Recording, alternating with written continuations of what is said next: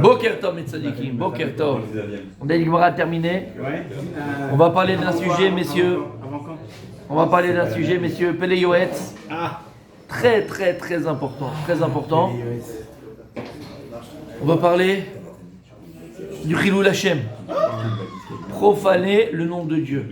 Profaner le nom de Dieu, Chas v'Shalom. Chilul Hashem, c'est quelque chose de très grave.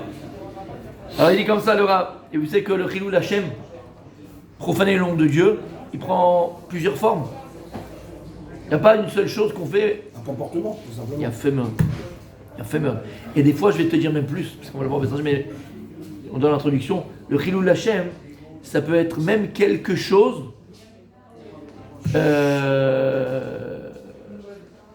Comment on dit pas mitkamen? Volontaire. Involontairement, sans intention. Ça t'as même pas eu l'intention d'eux, mais finalement ce qui est sorti de ça, c'est un Chilul Hashem. Donc Chilul Hashem, c'est très très très grave. Alors on va voir, dans le mot déjà, avant de commencer le PLS lui-même, Chilul Hashem. C'est quoi le... Il y a des beaux restes ici, il y a des beaux restes. Pourquoi c'est un Chilul Hashem? Pourquoi tu traduis Chilul Hashem? Chilul Hashem, on le traduit, profanation du nom de Dieu. Chilul, c'est le chol, profané, c'est le profane. En français, on dit profane, c'est le chol. D'accord? Donc tu rends chol le Shem Hashem. Tu rends profane le nom de Dieu, Chas v'Shalom. Et non, il n'y a pas écrit chol, écrit Chilul. Lama. Il a dit, mon tzaddik, il a dit Rabbi Chaim, quelque chose qu'on avait déjà dit, magnifique, il se rappelait, c'est ça, le plus beau pour moi, c'est ça. C'est quoi un halal? Halalit. C'est quoi halal? C'est l'espace. Halal, c'est l'espace. Alors c'est quoi Chilul Hashem? Halal Hashem, l'espace du nom de Dieu. Quel rapport? Chilul Hashem. On a mis un espace. L'espace, c'est le vide. Ça veut dire en vérité que lorsque tu fais profaner le nom de Dieu, Chas v'Shalom, c'est quoi? En vérité, c'est quoi Chilul Hashem? C'est créer un vide d'Hashem. Le plus grand Chilul Hashem. Qui peut me donner ici l'exemple du plus grand Chilul Hashem? Quoi qu'on fait ou dans la Torah ce qu'il y a eu? C'est quoi le Chilul Hashem? C'est pas le plus grand exemple, parce que dans le sens c'est quoi le plus grave? Pas dans le sens plus grave. Où commence Chilul Hashem? Voilà. Où commence Chilul Hashem? Perdre son temps. Limite. Perdre son temps. Ouais, quand on limite. Quand on limite. Ignorer quand on limite. Non, quand on limite Hachem, enfin le. Ouais, on limite, Ça, ça veut rien dire. Non, quand on limite, mais c'est bien, il m'a dit oui. J'ai pas dit oui? J'ai pas dit oui? Non, en fait, j'ai lancé parce que je pensais que. J'ai pas dit oui, je suis passé à autre chose. J'ai pas dit oui, mais j'ai pas dit non. Elle apostrophe. Elle apostrophe. Nous? Comment? Elle apostrophe, il a dit. Nous? Bah oui, quand on limite. Quand on limite. Quand on dort. Quelle force. Quand on dort. Quoi? Chilul Hashem? Regardez bien. Dans nos têtes à nous, Chilul Hashem c'est quoi? C'est que le gars, comme on a expliqué 1000 fois, il a une kippa et il rentre dans une boîte de nuit et là-bas il fait le mariole, il fait n'importe quoi. Ou il rentre dans un endroit et il ne se comporte pas comme il faut devant des gens. Ils vont dire regarde-moi ce religieux, regarde-moi celui-là, regarde machin qui est loup et qui est nachon. Ça c'est Chilul Hashem. Pour nous c'est ça dans la tête. Zelo nachon. Zelo nachon. Si tu comprends que Chilul Hashem c'est quoi? Chilul Hashem c'est halal. C'est un vide. Ça veut dire quoi hein? Ça veut dire qu'en vérité, le Chilul Hashem, il commence avec toi et toi-même. À partir du moment où toi, tout seul, à un moment donné, tu fais une avéra tout seul, dans ta chambre, seul, il n'y a personne qui te regarde, seul, tu fais un Chilul Hashem. Lama. Chilul Hashem, c'est que tu as créé un vide, un espace dans le temps et dans l'espace, comment dire, un makom dans l'espace, L'espace-temps. d'accord, qui est vide de Dieu. Et ce qui est écrit dans la Gemara Michael, En Adam Chote, et là, Imken Ichnasbo, un homme ne faute que s'il y a un vent de folie qui passe par la tête. C'est quoi ce vent de folie? C'est que ponctuellement, Kaviachol et Kajbou, il n'est pas là. C'est la preuve, juste après la Avera, où tu retrouves ta conscience de Dieu, tu regrettes. Donc en vérité, tu as perdu la conscience de Dieu. Ce manque de conscience de Dieu ponctuel que tu as eu, c'est un vide de Dieu que tu as créé dans le monde. Et c'est ça, Chilul Hashem. C'est le vide de Dieu que tu as créé. T'as compris? Donc il ne faut pas besoin d'attendre être devant 10 personnes ou 50 personnes avec ta kippa ou tes tzitzit et faire le mariole, faire des bêtises, faire des avérotes, on te regarde. Je dis mais c'est quoi ce comportement de ce religieux-là? Pas du tout, Habibi. Quand tu es tout seul dans ta salle de bain, tout seul dans ta chambre, tout seul dans tes toilettes, tout seul dans une pièce, et là-bas tu fais une avéra, là-bas c'est Chilul Hashem. Tu as créé un Chilul, tu as créé un espace vide de Dieu, Shamata? C'est les deux aussi. C'est-à-dire que si jamais quelqu'un avec une kippa fait n'importe quoi. Oui, mais ça c'est le plus basique, ça c'est le baba cool. Pourquoi? C'est pas ça. Chilul Hashem, c'est créer un vide de Dieu. Kaviachol, Akadosh Baruch Hu, il n'est pas là. Et ponctuellement, tu as créé un espace où il n'y a pas Dieu. Voilà, c'est quoi Chilul Hashem? Oui, mon tzaddik. Vous avez dit la semaine dernière, celui qui regrette juste après la faute, il est pardonné. Mais pas tout de suite, on avait expliqué le cours. Aïen le cours. Pas tout de suite, tout de suite. Si tu fais tout de suite, c'est que tu n'as pas regretté. Il faut attendre un instant. Il faut attendre un moment. Bien fait. Vous avez compris c'est quoi Chilul Hashem? Tu as compris Rabbi Garda? C'est ça Chilul Hashem. Chilul c'est halal. Ok. Et donc, on va parler de cela. Pourquoi? Parce que Be'ezrat Hashem, on va arriver à Pessah. Et Be'ezrat Hashem, on va commencer, si Dieu veut, les petits cours du Bnei Issachar, les beaux cours du Bnei Issachar, où il va nous expliquer la mahout du mois de Nissan, la mahout du mois de Nissan, qui est le mois de la Géoula, le mois de Pessah, et le Inyan de Pessah, correspond en vérité au Shem Hashem. On avait déjà parlé un petit peu de cette notion-là, même beaucoup. On en parlera. Donc, d'abord, on va voir c'est quoi Chilul Hashem. Et il dit comme ça le Rav. Chilul Hashem yadoua shiur chamur mikol averot sheba Torah. On sait que Chilul Hashem, profaner le nom de Dieu, comme on l'expliquait maintenant, seul ou en public, c'est la Avera la plus grave de toute la Torah Kula. C'est la Avera la plus grave. C'est le péché le plus grave. Ad Shamur Abutenu, il y a écrit dans Masret Yoma, même Pe Vav Amoud, Aleph. Sheno Mitkaper, si quelqu'un il fait faire teshuva sur le Chilul Hashem qu'il a fait, la seule kapara qu'il aura, elle a une teshuva, ve'isurin, ve'yom kippurim, ve'yom hamavet. Il faut que la personne fasse teshuva, il faut qu'elle ait des isurin, des épreuves et des souffrances. Yom kippurim, que Yom Kippour il pleure là-bas comme un enfant, et le jour de la mort. Il faut 4 choses pour être pardonné. Toute la vôtre que tu fais, tu demandes kapara à Hashem, Yom Kippour aussi c'est fini, ça blanchit, c'est fini. T'as pas besoin de. Là non, c'est pas sûr. Yom Kippour, t'as tout fait. Il faut attendre Yom Hamavet. La vraie kapara de quelqu'un, il aura une kapara après sa mort.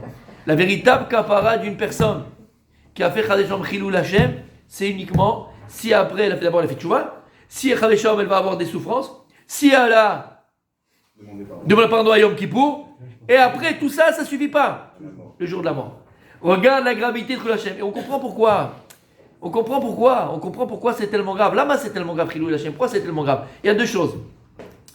Parce que quelqu'un qui transgresse et qui profane le nom de Dieu, il fait non seulement une avera ben adam la makom, la peshmaya, et en plus ben adam la chavero. Parce que lorsqu'on voit quelqu'un qui doit représenter, qui est comment on appelle ça, l'ambassadeur entre guillemets de la Torah, et qui se comporte comme un moins que rien, qui se comporte comme un voyou, qui vole, qui ment, il est là à la synagogue avec sa kippa, ses tzitzit et son machin, et il fait les tfilotes, et il fait faire le malin, et il est la Torah, et de l'autre côté il fait du CO2. Miyata, Mata, qu'est-ce que tu fais? À qui tu mens? À qui tu joues? Il n'y a pas plus grand Chilul Hashem que ça. Il n'y a pas plus grand Chilul Hashem que ça, je répète. Non seulement Chilul Hashem que la Peshmaya, et comment les gens ils parlent de lui? Comment ils parlent de la Torah, pas de lui. Regarde le religieux, ils font machin, et ils volent, et ils truquent, et ils machin. 2 il a. Donc ça veut dire que ces gens-là, à la limite, il ne faut pas qu'ils soient religieux. Mais vadaï! Vaut mieux pas qu'ils sont religieux parce qu'ils n'ont pas ça. Mais ne fais pas le mariage. Mais c'est bien sûr, c'est grave.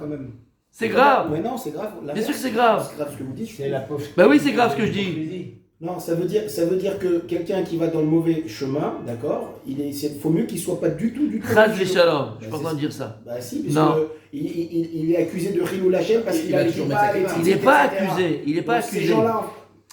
Accusé, c'est que je viens de t'accuser. Prouve-moi ton innocence. Là, je la prouve pas. Le mur, il est blanc. Oui. Je l'accuse pas. Ouais, c'est validé. C'est un schtroumpf. Il est blanc, il est noir. Je peux rien changer, c'est ça, métier. Lui, il fait Chilul Hashem. Tu es d'accord avec moi que quelqu'un qui a une kippa, qui a des péotes, qui a des tzitzit, ou je sais pas ce qu'il fait, mais son kippa que la kippa sans les péotes, ce que tu veux, d'accord? Et il fait du CO2, du CO4, du CO5, et il est machin, et il fait des traluites, c'est un voleur, c'est un menteur, c'est un roublard, et que là-bas en France on parle de lui, et on parle que d'Am Israël, des juifs là-bas qui font des magouilles, tu comprends bien que c'est un Chilul Hashem, Shen Kidugmato. Alors il n'y a pas besoin d'accuser, je l'accuse pas, moi je suis pour accuser. Il s'est mis tout seul dans la boue. C'est tout ce que je suis en train de dire. Qui a fait, il ne peut pas retirer ses titres. Comment? S'il a fait, s'il a fait teshuva, de toute façon, c'est pas mon problème à moi. Son problème à lui, et qu'il fasse teshuva, je lui souhaite. Juste, comment? Il a raison, il ne va pas retirer ses titres et ça qui part, s'il a l'habitude de ça.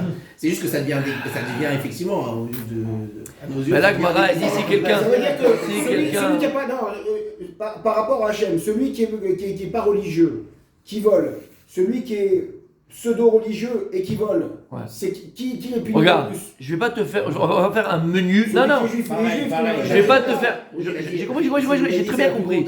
Je vais pas faire un menu, tu vois, de comment, pas comment. Je vais faire un menu, ça, c'est pas possible. C'est pas mon rôle. Mais juste maintenant, au niveau, on va dire parler de manière générale, d'accord? Ce gars-là, vaut mieux qu'il ait une apparence de païen quand il fait n'importe quoi. Dans l'absolu, je te parle, dans l'absolu. Parce que là, il se rajoute, en plus d'être un voleur, de mentir, d'être un roublard, d'être un machin, il se rajoute une avérade en plus de Chilul Hashem. De Chilul Hashem.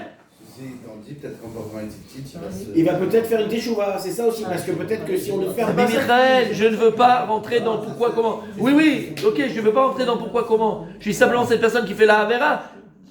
Tu comprends? Tu vois un mec avec des titres rentrer en boîte de nuit et en train d'embrasser une Thaïlandaise. Tu te dis, mais qu'est-ce qu'il fout le mec? Tu comprends? S'il avait rien, tu n'aurais pas jugé pareil. Donc non seulement il est avec une Goya, mais en plus il est avec les tzitzit. C'est grave, c'est tout ce que je suis en train de dire. C'est tout. Maintenant, est-ce que je vais le juger, pas le juger, comment il fait? Je ne peux pas donner de par rapport à Hachem. Bien sûr. Voilà, là il y a un Chilul Hashem. C'est tout ce que je suis en train de dire. Tu comprends, Tzadik?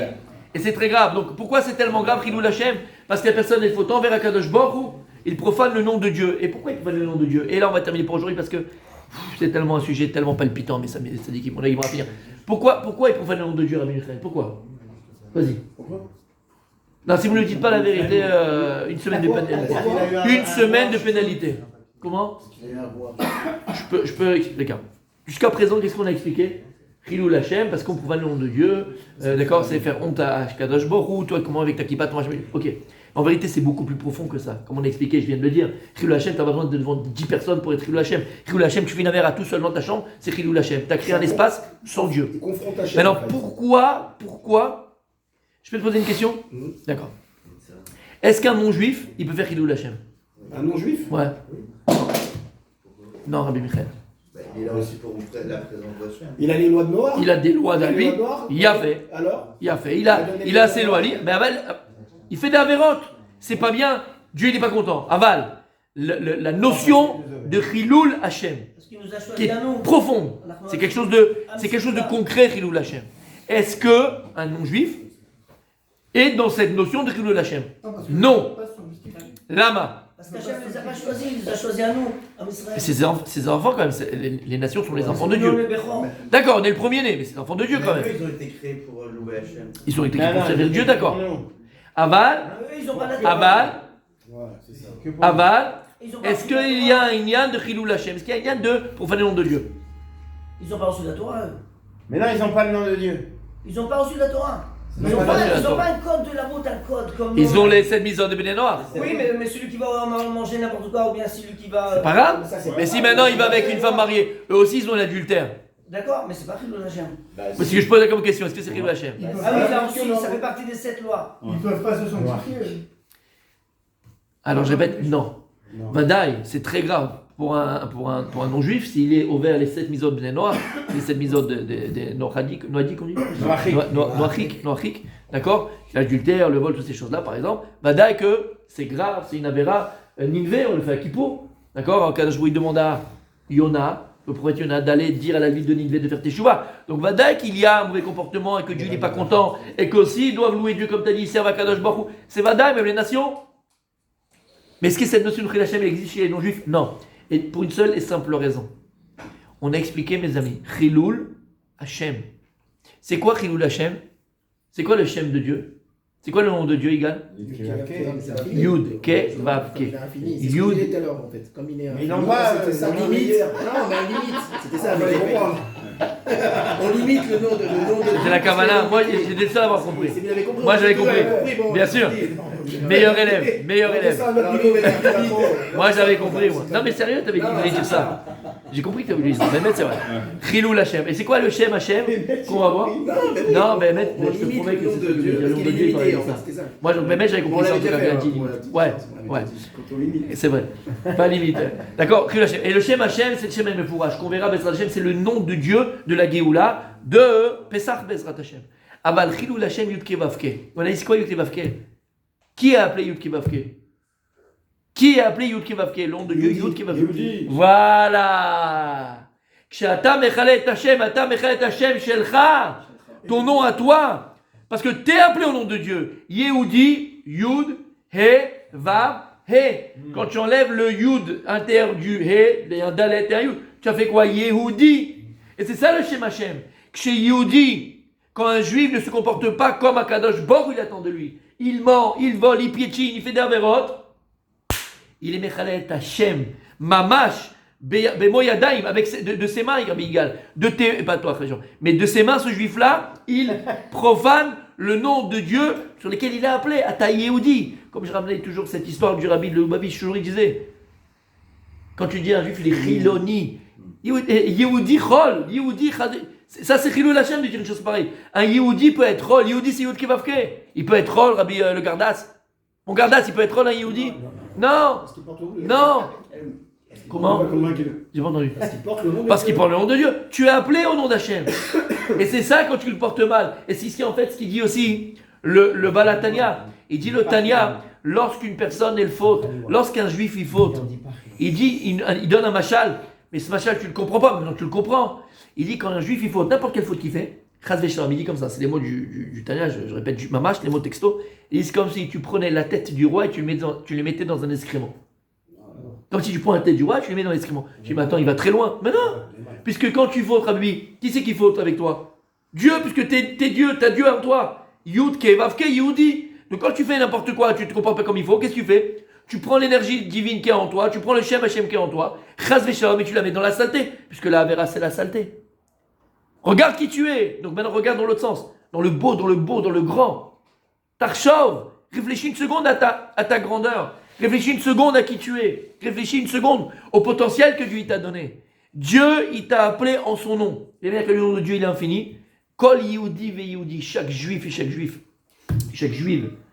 Ils sont infiniment bons, infiniment vrais, infiniment. On peut devenir infiniment. Continue demain, c'est Dieu.